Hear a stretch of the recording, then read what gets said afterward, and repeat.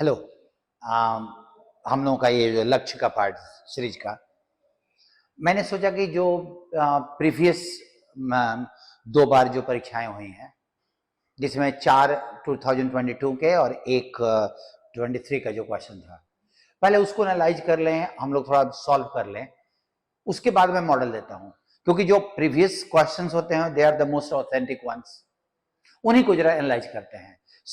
आप लोगों का जो इसके बाद में जब आपको मिलेगा तो वो याद रखिएगा कि आपका 2022 के क्वेश्चंस होंगे, आपने पहले बनाया होगा, क्योंकि आपको मिला है तो बनाया ही होंगे आप लोग।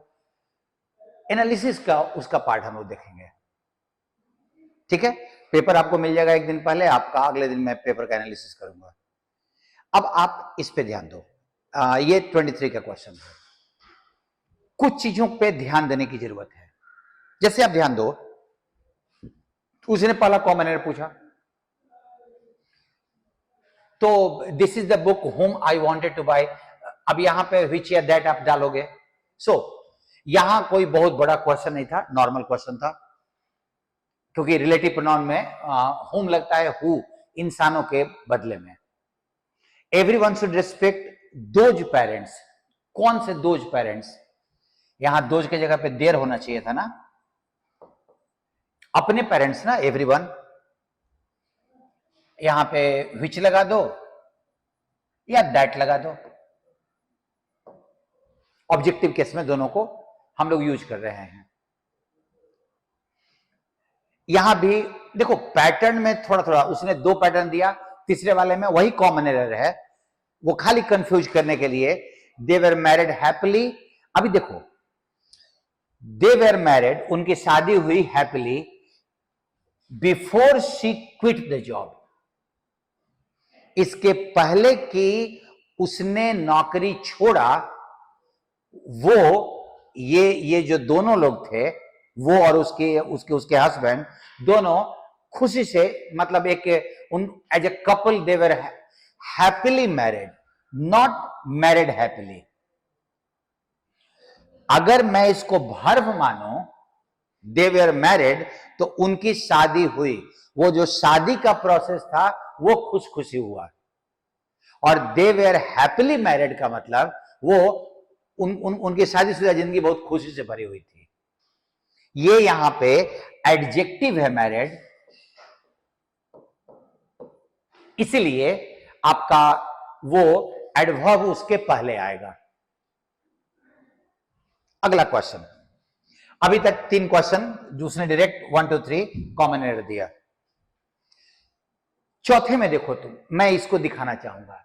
अगर तुम पढ़ो, have been given option, select the option that contains an error. और उसने किया क्या है कि एरर उसने दिया है स्पेलिंग का, क्योंकि आपको पता होगा कि इंफेसिस का स्पेलिंग SIS होता है, डबल एस नहीं होता। अब जरा सोचो कि वो नाम दे रहा है कॉमन एरर और एरर दे रहा है स्पेलिंग का। अब हम इसको स्पेलिंग में डालें कि कॉमन एरर में डालें, ये आपको अब जज करना है। क्योंकि हम लोग जब एनालिसिस करते हैं ना, तो इसके इतने क्वेश्चन मिले, उसके उतने क्वेश्चन दिए गए, तो ये हम कॉमन एरर में रखेंगे कि स्पेलिंग में रखेंगे, वो आप जज करो। ध्यान देना, उसने यहां लिखा कि विच, एक वर्ड को अंडरलाइन किया गया है, और उस वर्ड का उसने आपको सीधा दिखाई पड़ा, तो स्पेलिंग एरर उसने दिया हुआ है। वैसिलेट, वैसिलेट का मतलब होता है ना स्थिर से नहीं रहना, मतलब हिलना डुलना, अपने विचारों में डगमगाना, इत्यादि इत्यादि होता है। अब उसने 2 फिलर डाले। फिलर में देखो, पहले में उसने वर्ब का फॉर्म दिया है, और जब वर्ब के फॉर्म का फिलर आए तो याद रखिएगा ये सेंटेंस के मीनिंग से नहीं बनेगा, ये टेंस का एरर है, टेंस का रूल होगा। उसने यहां पे जब होल्ड के साथ प्रीपोजिशन दिया तो ये फ्रेजल वर्ब का सेक्शन है, तो उसने 2 फिलर दिए जो वर्ड से अलग हटके थे, एक में वर्ब और एक में फ्रेजल वर्ब। और जब रूल होता है कि फ्यूचर टेंस के साथ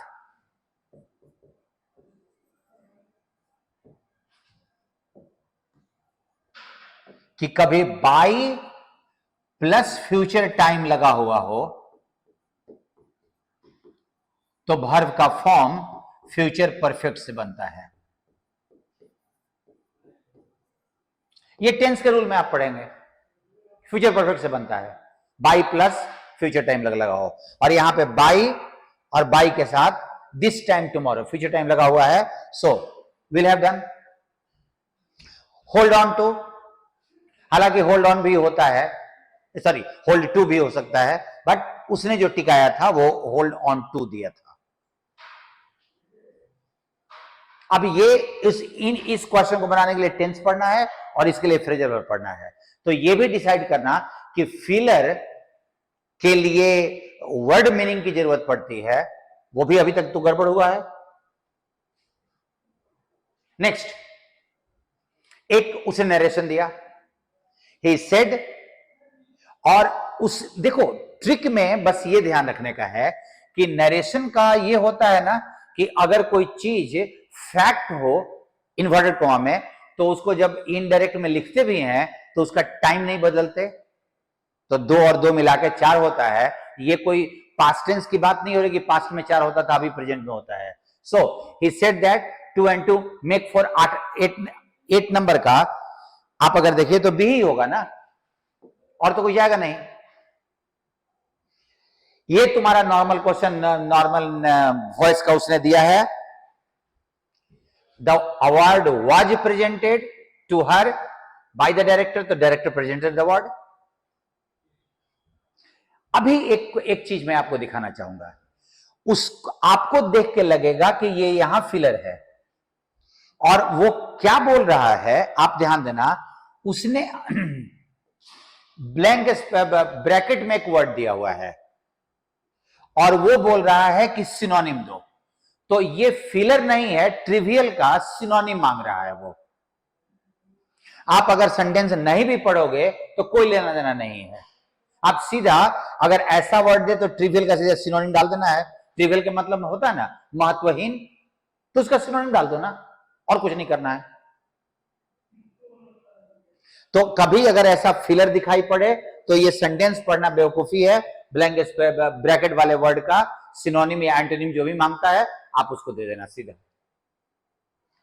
उसने यहां पे वन वर्ड सब्स्टिट्यूशन दिया, अ प्लेस फॉर ग्रेन्स, और ये पॉपुलरली पता नहीं कितनी बार पूछा जा चुका है। तो उसने अगर अभी एक वन वर्ड सब्स्टिट्यूशन दिया, वो एकदम कन्वेंशनल है। प्रीवियस क्वेश्चन याद कर रहे हैं तो वो उसका आपसे बनेगा वो वाला। एक्टिव वॉइस में बाय हुम, तो हु टॉट यू इंग्लिश ना, क्योंकि बाय हुम लगा हुआ तो हु हो जाएगा। नरेशन के इस क्वेश्चन को देखो, उसने क्वेश्चन पूछा ही नहीं है, उसने बोला कि most appropriate option in direct speech, direct speech में कौन सा ऑप्शन सबसे सही है।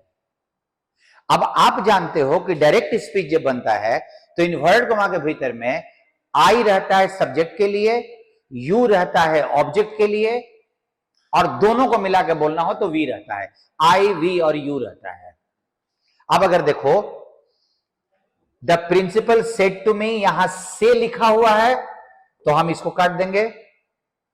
सेड टू आई उसको काट देते हैं, सेड मी इसको काट देते हैं। तो उसने ये नरेशन नहीं पूछा है, उसने कॉमन एरर पूछा है, सेड टू मी। सो आप अपने को प्रेजेंट, आप अपने माइंड को प्रेजेंट में रखना, कोई कन्वेंशनल तरीके से मत जाना कि ये पूछेगा, ये पूछता है, ये पूछता है, वो कैसे पूछेगा, चीजें वही रहेंगी। नजर डालो। अब ये ट्रेंड मैंने देखा इधर में रिसेंटली, वो बहुत ज्यादा अभी ये बढ़ रहा है, और इडियम फ्रेज का मुझे लगता है कि ये ट्रेंड अब स्टे करेगा, जिसमें इडियम फ्रेज का आपसे मीनिंग नहीं पूछ रहा है, आपसे क्या बोल रहा है, एक कदम और आगे इडियम फ्रेज का मीनिंग प्लस आपकी अंडरस्टैंडिंग दोनों साथ में। और क्वेश्चन ये है कि बाइट द बुलेट को किस सेंटेंस में, उसके मीनिंग को किस सेंटेंस में प्रॉपरली यूज किया गया है। जरा सोचना, आपने बाइट द बुलेट का मीनिंग याद किया, मीनिंग वो पूछ नहीं रहा है, उसने 4 सेंटेंस उसने दे दिए और आपसे बोल रहा है कि किस सेंटेंस में बाइट द बुलेट का मीनिंग आ रहा है। और बाइट द बुलेट का मतलब होता है, आपको पता होगा, कोई अप्रिय काम करना, कोई ऐसा काम करना जो बहुत अच्छा नहीं हो। अप्रिय काम मतलब प्रॉपर काम नहीं है, वो रुचि वाला नहीं हो, मजे वाला नहीं हो, मतलब टेंशन दे, दुख दे।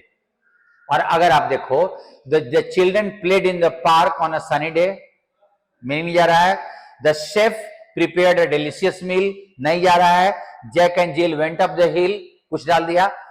लेकिन दर्द के बावजूद Sarah decided to go ahead with the surgery, उसने दर्द था लेकिन उसने कहा कि सर्जरी कराऊंगी। She bite the bullet. अब ये सोचो कि ये वाले में अब आपका मीनिंग खाली याद करना काम नहीं करेगा, सेंटेंस के मीनिंग में उस मीनिंग को ढूंढना होगा जो आपने याद किया था, और ये इडियम फ्रेज का ट्रेंड स्टे करेगा। एक और नया टाइप का क्वेश्चन, उसने एक सेंटेंस दे दिया और बोला कि वर्ड को प्रॉपरली अरेंज कीजिए। अब जरा देखो कि द स्टूडेंट्स भी दिया हुआ है, देयर यहां दिया है, रिजल्ट यहां दिया है, अवेटेड ईगरली यहां दिया हुआ है, उसको सबको एक जगह पे सही लाके प्रॉपरली किस सेंटेंस में बैठाया हुआ है।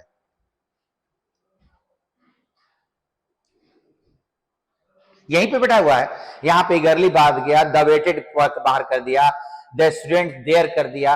तो ये कोई कॉमन एरर नहीं है, ये placement of words in a sentence, rule से काम नहीं चलेगा, प्रॉपरली प्लेस कहां किया हुआ है। एक नॉर्मल फिलर उसने दिया है, normal. Robin watched as a smoke dash steadily from the chimney, chimney से धुआं निकल रहा था, तो वो राइज ही ना, ये क्वेश्चन आसान था। यहां एक इंप्रूवमेंट, और एकमात्र इंप्रूवमेंट उसने पूछा था 23 में।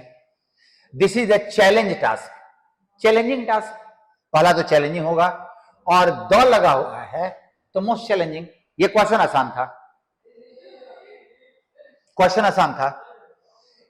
अब इस क्वेश्चन में आप ये ध्यान रखिए, क्वेश्चन नंबर 18 में, कि आपका जब ये क्वेश्चन पूछा है तो और कुछ नहीं पूछा है, उसने कॉमन एरर में पूछा है कि फ्लोर के पहले कौन सा प्रीपोजिशन लगता है। ऑन द फ्लोर ना,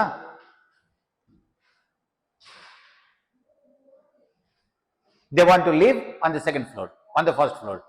ऑन भी लगेगा, द भी लगेगा,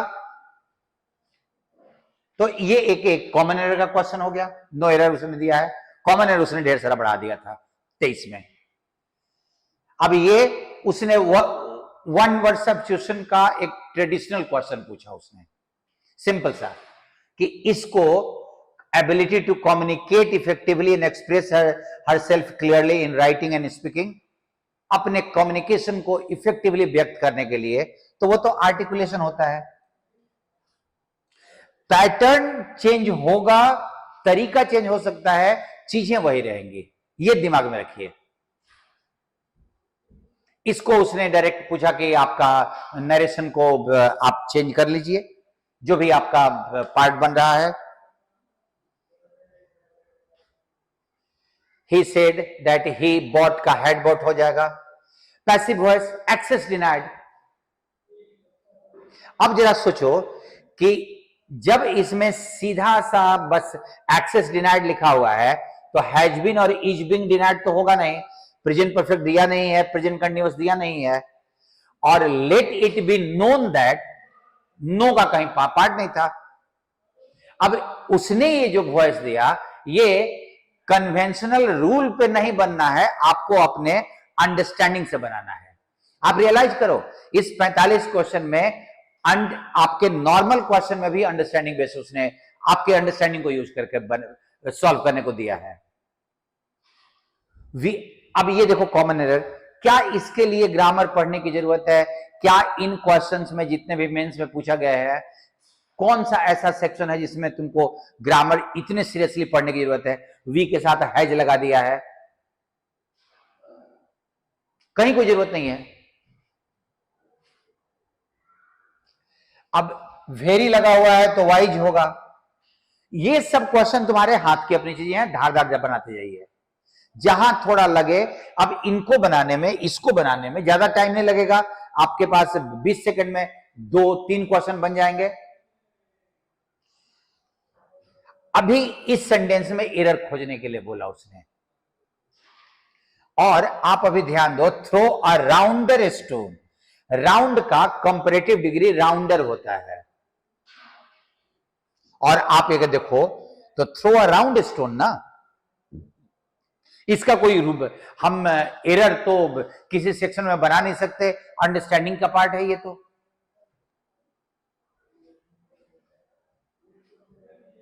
यहां पे एक पुराने कन्वेंशनल क्वेश्चन की तरफ से दिया है, क्योंकि यूनिवर्सल खुद सुपरलेटिव का वर्ड है, तो इसको कभी भी सुपरलेटिव में नहीं बनाएंगे। जैसे एब्सोल्यूट, जैसे परफेक्ट, वैसे ही यूनिवर्सल है, तो उसको हम लोग सुपरलेटिव में बनाते नहीं है, और यूनिवर्सल के पहले ए लगेगा, एन नहीं लगेगा। He is taller and then आगे लगा हुआ है तो मोर हैंडसम। क्वेश्चंस यहां पे आसान है, जहां पे एक्चुअल लड़ाई है, जहां पे सिलेक्शन होना है, वो अभी इधर आएगा।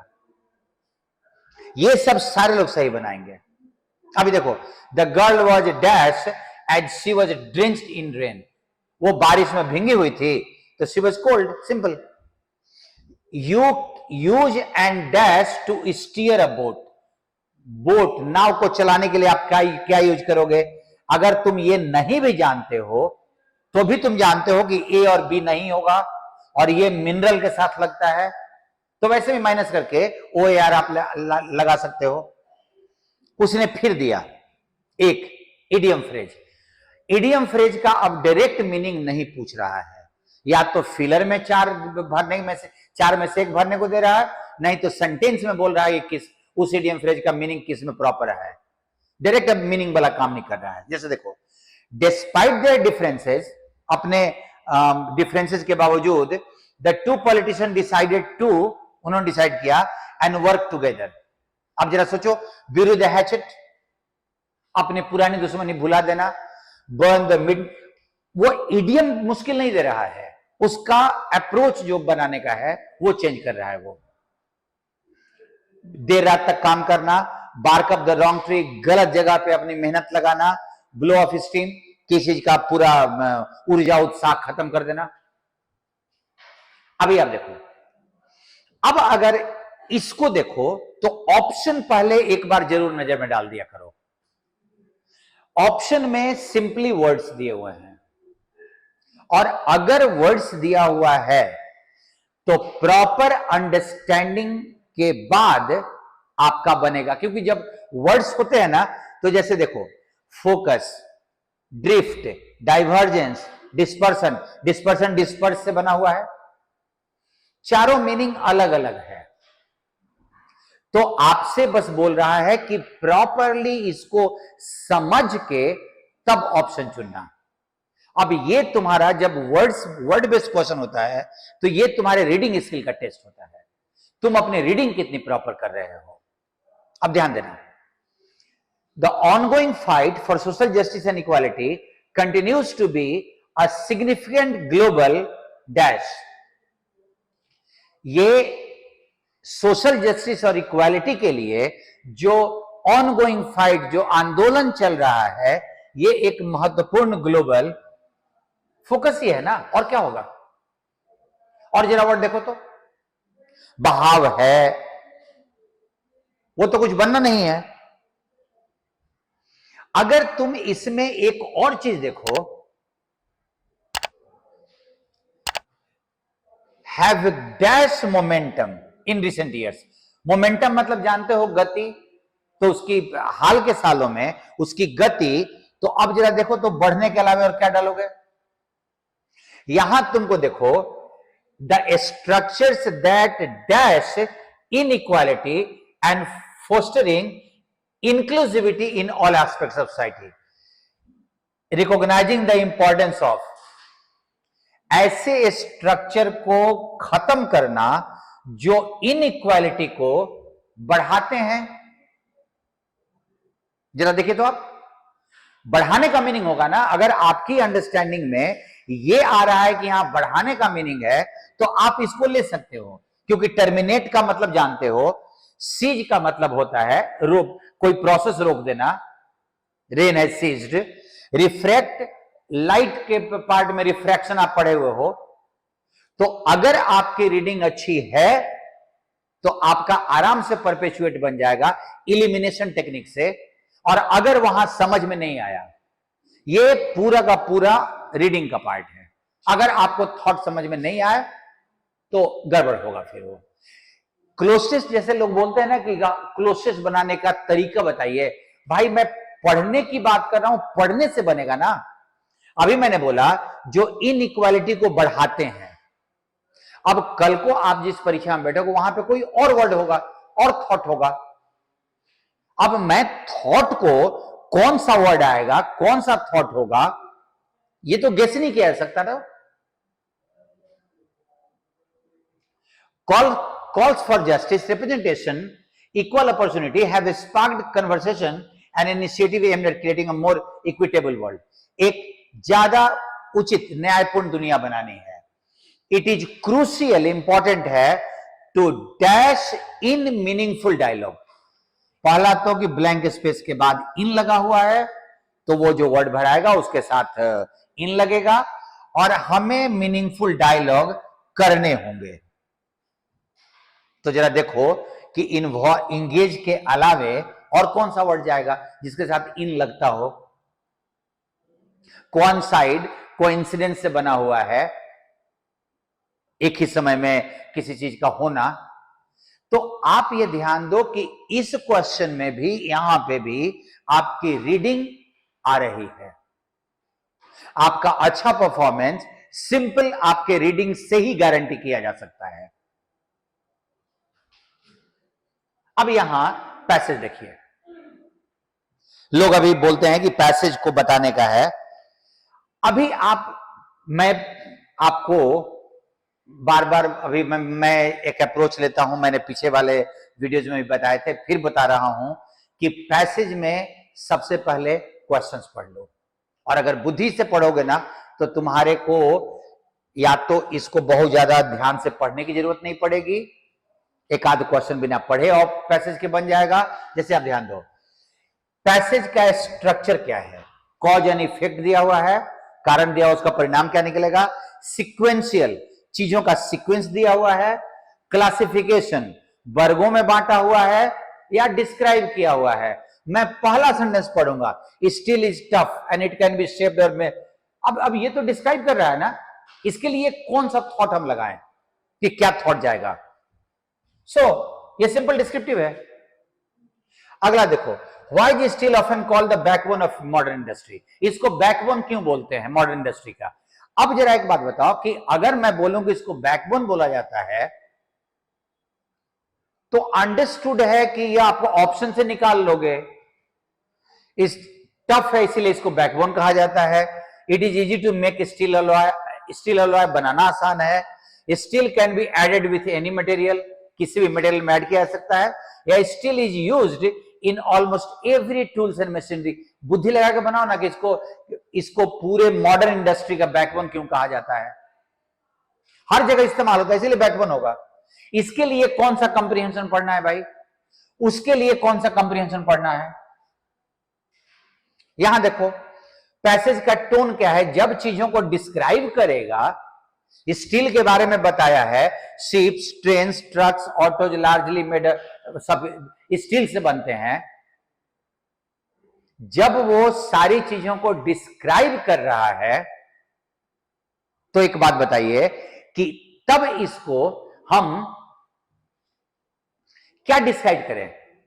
जब सारी चीजों को डिस्क्राइब कर रहा है तो हम इसको तो सीधा इंफॉर्मेटिव बोलेंगे ना, इंफॉर्मेशन देने के लिए यूज किया जा रहा है। पैसेज का टाइटल बोल रहा है तो टाइटल तो अभी सीधा सीधा स्टील दिखाई पड़ रहा है ना, ये तो स्टील है। यहां क्या बोल रहा है, mineral ores, manufacturing, resources of steel, steel कहां कहां से मिलता है, और स्टील इंडस्ट्री। तो मेरे को यह लगता है कि कंप्रीहेंशन के लिए इस क्वेश्चन को बनाने के लिए पैसेज पढ़ना is was just a waste of time. आपको क्या लगता है, आप जरा सोचिएगा। आप नेक्स्ट ध्यान दो, मैं यहां पे पढ़ रहा हूं, ध्यान दीजिएगा क्या लिख रहा है। Most appropriate title of the passage पहला, और आप अगर यहां देखो the migratory journey of sapphire winged verbal, तो ये किसी पर्टिकुलर टॉपिक पे है, सफायर विंग्ड वार्बल पे, warbler sorry sapphire winged warbler के बारे में है। Mentioned in the given passage, the sapphire-winged warbler is the largest bird species in Avian kingdom. तो आपका अगर थोड़ा सा नजर दौड़ा लो, वैसे भी आपको पढ़ना ही है। जब कंप्रिहेंशन बनाओगे तो ये तो पढ़ना ही है। इसको कितना कम पढ़ना है वो इस बात पे डिपेंड करता है कि इसको कितने अच्छे से पढ़ रहे हो।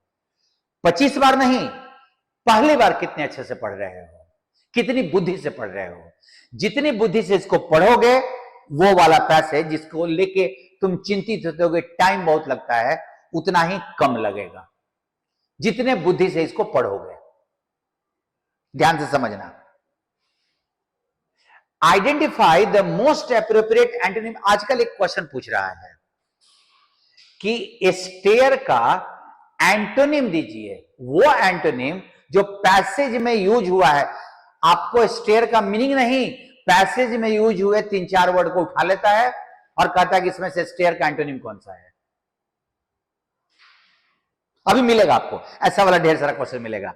अब लड़के क्या करने लगते हैं, स्टेयर का मतलब सोचने लगते हैं। अब जरा सोचोगे स्टेयर का मतलब अगर आर्डुअस, एक्साइटमेंट, वाइब्रेंट, तो ग्लिम्सी ना, ये तो पैसेज में हिसाब से दिया हुआ है।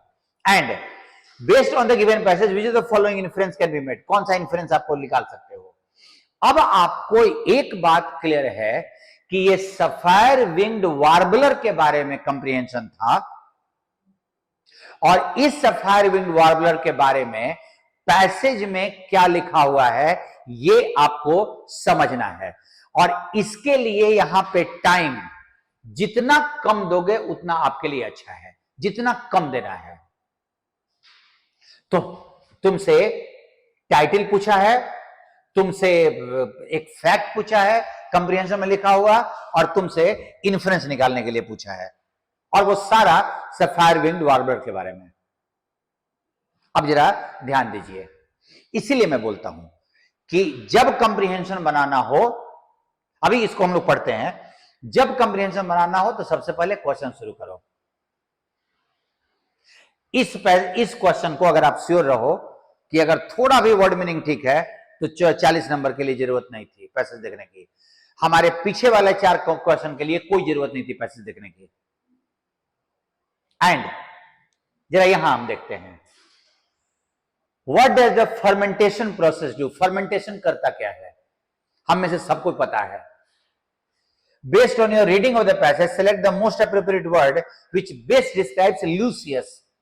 लूसियस का मतलब क्या है, ये पैसेज के बेस पे उसने पूछा है, और your reading of the passage. In which region do grapes ripen in August. अगस्त में कौन सा, ये तो सीधे खाली खोज लेना है। And most appropriate title of the passage, title passage का क्या है। अब जरा अगर मैं पैसेज को देखूं तो इसको बनाने में सीधा सा एरिया ऑफ कैलिफोर्निया इन अगस्त सीधा मारना, खोजना है, बनाना नहीं है। लूसियस,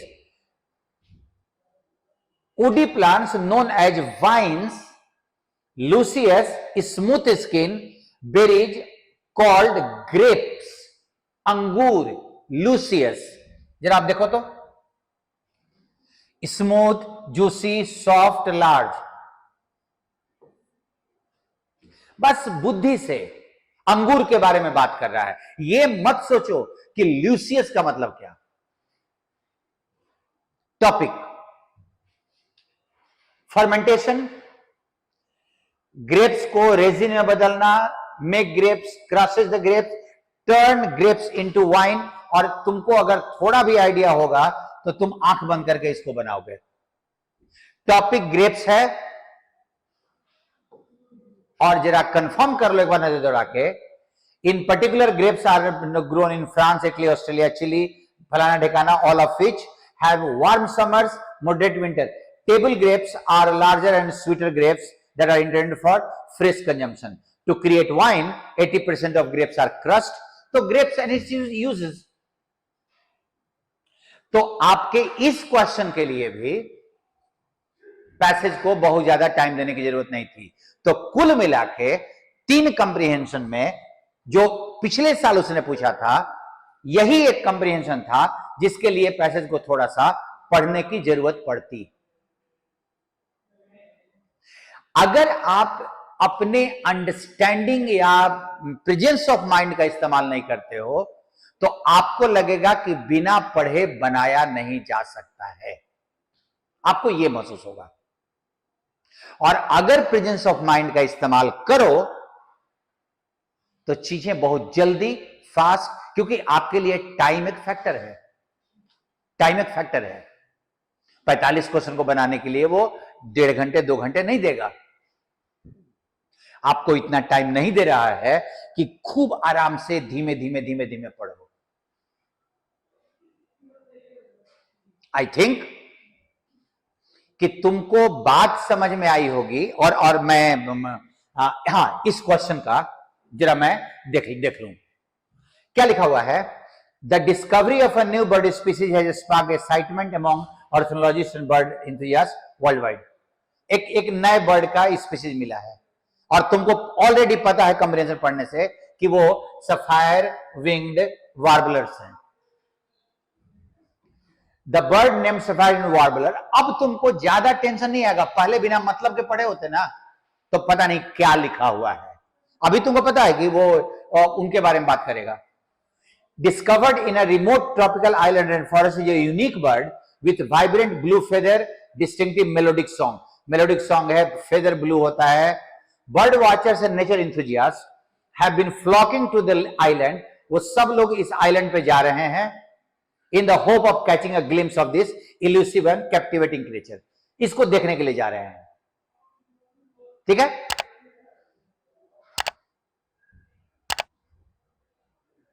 आगे, द डिस्कवरी ऑफ दिस, लंबा टाइम मत लगाना, हाईलाइट्स द इंपॉर्टेंस ऑफ, वो हाईलाइट कर रहा है प्रिजर्विंग एंड प्रोटेक्टिंग हैबिटेट्स, कि इसको प्रोटेक्ट करना, इसको प्रिजर्व करना बहुत जरूरी है. Amidst the excitement surrounding the discovery of the sapphire winged warbler, जो एक्साइटमेंट इसकी खोज से हुआ है, researchers have embarked on a mission. Researchers ने यह मिशन शुरू किया है कि वो बर्ड के माइग्रेटरी पैटर्न को पढ़े. रिसर्चर्स वो कैसे माइग्रेट करते हैं एक जगह से दूसरी जगह, कैसे जा रहे हैं. Equipped with satellite tracking devices, they aim to trace remarkable journey of this species across the vast distance. और वो कैसे कैसे जर्नी करती है सैटेलाइट के थ्रू, वो आराम से ट्रैक कर रहे हैं. By unraveling its migratory routes and stopover locations, scientists hope to gain insight into the challenges the sapphire wing faces during their arduous travel. कौन कौन सा चैलेंज वो फेस करते हैं अपने ट्रेवल में, ये वो उम्मीद कर रहे हैं कि वो उनको पता चल जाएगा. The local community on the tropical island has embraced the new find avian resident. जो वहां की लोकल कम्युनिटी है, जो यहां पे मिला है आइलैंड, ट्रॉपिकल आइलैंड पे, वहां की जो लोकल कम्युनिटी है उन्होंने इसको अपना लिया है, इस बर्ड को, with enthusiasm. Efforts are underway to raise awareness about the importance of conservation. बार बार 2 जगह उसने बोला preservation, conservation, and create protected areas that ensure the continued existence of this exquisite bird. अब तुमने पढ़ा ना, अब सिंपल साइज के लिए याद रखने की जरूरत नहीं है. देखो, रीडिंग के साथ एक इंटरेस्टिंग चीज है कि अगर तुम अपने पर्पस के लिए पढ़ो, खास पर्पस के लिए, तो चीजें रहेंगी आपके दिमाग में, और चीजों को छोड़ छोड़ के पढ़ना है बस थीम निकालने के लिए. अब जरा ध्यान दो, मोस्ट अप्रोप्रिएट टाइटल कौन सा है इस पैसेज का? The migratory journey of sapphire winged warble, conservation efforts in tropical rainforest. देखो, जब उसने पूछा टाइटल तो शुरुआत से लेके अंत तक मेन चीज क्या है, इसकी चर्चा होगी पैसेज में. बट टाइटल का मतलब कि वो मेन टॉपिक है। अगर सिनेमा में कोई कहानी होती है, हीरो के बारे में कुछ होता है, तो उसमें कॉमेडी सीन भी होता है। अब कॉमेडी सीन को टाइटल नहीं बोला जा सकता, सिनेमा कहानी है वो। कंजर्वेशन एक जगह पे खाली लिखा हुआ था, बाकी जगहों पे सफायर वेव के बारे में, the unique features of sapphire winged warbler, उनका यूनिक फीचर क्या क्या है। और यूनिक फीचर में कुछ नहीं दिया हुआ था, बस ये दिया हुआ था कि ब्लू फेदर है और मेलोडिक सॉन्ग है, बस। और एक ही जगह पे लिखा हुआ है, ये चारों चीज लिखा हुआ होगा। The curious behaviour of bird in remote island, उनका बिहेवियर तो इसकी चर्चा है ही नहीं। सो कुल मिला के आपको यही निकालना होगा, कौन सा फैक्ट पैसेज में लिखा हुआ है। लार्जेस्ट बर्ड स्पीसीज कहीं नहीं लिखा है, स्कूल्स चर्चा ही नहीं किया है। The sapphire wind warbler is the only bird, ये नहीं बोला है, तो आंख बंद कर गई है, क्योंकि सैटेलाइट का इस्तेमाल कर रहे हैं। ये हो गया चौथा नंबर। 41 नंबर में उसने क्या लिखा, बोला कौन सा तुम इन्फ्रेंस निकालोगे, इन्फ्रेंस कौन सा तुम ले रहे हो। और इन्फ्रेंस क्या है, the discovery of sapphire wind warbler has sparked global interest in bird watching. जो डिस्कवरी हुआ है उससे पूरे दुनिया में बर्ड वॉचिंग के प्रति इंटरेस्ट पैदा हुआ है। Sapphire wind warbler is an aggressive के बारे में कहीं चर्चा नहीं था, ये ध्यान रखिए। कंजर्वेशन एफर्ट्स आर सोलली का मतलब ओनली फोकस्ड ऑन, ओनली तो हो नहीं सकता ना। The scientific community has lost interest, तो आपको माइनस कर दीजिए 3, आपका यहां पे लॉस्ट इंटरेस्ट, यहां पे सोलली, एग्रेसिव, एक वर्ड काम करता है जो पैसेज में लिखा हुआ नहीं है, बेमतलब का डाला हुआ है। तो आप ये ध्यान रखो कि कंप्रीहेंशन को बनाने के लिए अगर 3 है तो you have to think that way. Important thing is that you have to make an approach from question to the passage rather than other way around, क्योंकि यहां से यहां अप्रोच करोगे तो इसको 12 बार पढ़ना पड़ेगा, यहां से यहां अप्रोच करोगे तो एक पर्पस होगी, तो एक बार में काम हो जाएगा। मैंने एक क्वेश्चन को एक्सप्लेन किया, एक सेट को। आप लोग जरूर बताइएगा कि मेरा अप्रोच दिखाने का आपको कुछ समझ में, क्या क्या बातें समझ में आई, बताएंगे जरूर। थोड़ा कमेंट करने से, क्योंकि हम लोग अब मेंस की बात कर रहे हैं, तो थोड़ा बताते रहना अपना अनुभव कैसा महसूस हो रहा है। मिलते हैं फिर अगले सेट के साथ। अगर सेट मिलेगा ना, तो अगर पहले से बनाया हुआ भी होगा तो भी आप बना लेना 1-2 सेट, क्योंकि मॉडल सेट में भी 3 सेट के बाद मैं मॉडल सेट शुरू करूं। ठीक है, मिलते हैं फिर। थैंक यू सबको।